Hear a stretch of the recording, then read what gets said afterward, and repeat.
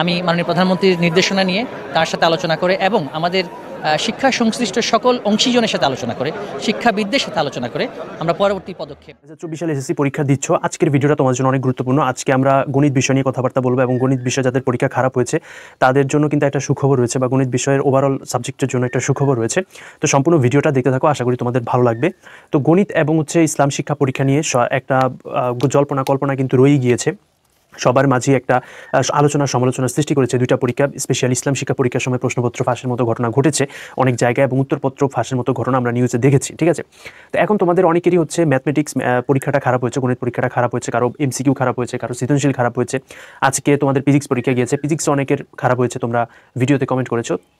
তো ফিজিক্স পরীক্ষার একটু ছোট করে বলে নিতে চাচ্ছি, তাদের 1 মার্কের এমসিকিউতে সমস্যা হয়েছে, যাদের এমসিকিউতে স্পেশালি সমস্যা হচ্ছে যে 1 মার্কের জন্য তোমরা কনফিউজ যে পাস আসবে কিনা, তারা নিশ্চিন্ত থাকো, 1 মার্ক তোমাকে দিয়ে পাস করিয়ে দিবে।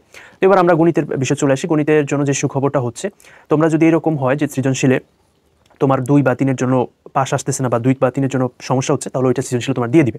কারণ সৃজনশীল হচ্ছে টিচারেরা তোমার স্পেশালি খাতাটা হাতে দেখে, যার কারণে হচ্ছে উনি চাইলেই মার্কটা দিতে পারে। কিন্তু তোমার এমসিকিউর যে ব্যাপারটা হচ্ছে, এমসিকিউ কিন্তু তোমার কম্পিউটার বেসড, অর্থাৎ উত্তরগুলি কিন্তু তোমার কম্পিউটারে দেখা হয়, যার কারণে টিচাররা চাইলেও কিন্তু মার্ক বাড়িয়ে দিতে পারে না। তবে সেক্ষেত্রে তোমার যদি 1 মার্কের জন্য পাস আটকে থাকে, তাহলে সেক্ষেত্রে দিয়ে দিবে অবশ্যই, যেটা ওভারঅল রেজাল্ট যখন হিসাব করবে।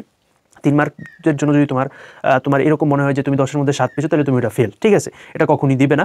তবে সেক্ষেত্রে তোমার যদি 2 মার্ক থাকে, তাহলে একটা পসিবিলিটি থাকতে পারে যে দিবেই, যে এরকম আমি তোমাদেরকে বলবো না, তবে একটা পসিবিলিটি থাকতে পারে, তবে সেটা রেজাল্টের উপর ভিত্তি করতেছে।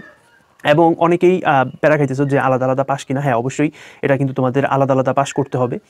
আমি যতটুকু জানি যে আলাদা আলাদা পাস করতে হবে, সেহেতু তোমাদের কিন্তু প্রত্যেকটা সাবজেক্টেই, মানে প্রত্যেকটা বিভাগে এমসিকিউ, সিকিউ, প্র্যাকটিক্যাল, প্রত্যেকটা বিভাগে কিন্তু তোমাদের আলাদা পাস করতে হবে। তো তোমরা সেক্ষেত্রে ভালো রেজাল্ট করার জন্য তোমরা যদি সিকিউ এবং এমসিকিউতে টাইটাই পাস করো, কিন্তু প্র্যাকটিক্যালে যদি তোমরা একটা ফুল মার্কস উঠাতে পারো, তাহলে ওভারঅল কিন্তু একটা ভালো রেজাল্ট কিন্তু তোমরা করতে পারবা, ঠিক আছে, physics, chemistry, biology, higher math এগুলোর ক্ষেত্রে, ঠিক আছে। তো অবশ্যই তোমরা কিন্তু এই বিষয়টা খেয়াল রাখবে এবং বাকি পরীক্ষাগুলো খুব মনোযোগ সহকারে দাও। আজকের ভিডিও পর্যন্ত, সে ভালো থাকবে। আল্লাহ হাফেজ। পরবর্তী ভিডিওর জন্য চ্যানেলটি সাবস্ক্রাইব করে রাখতে পারো। আল্লাহ হাফেজ।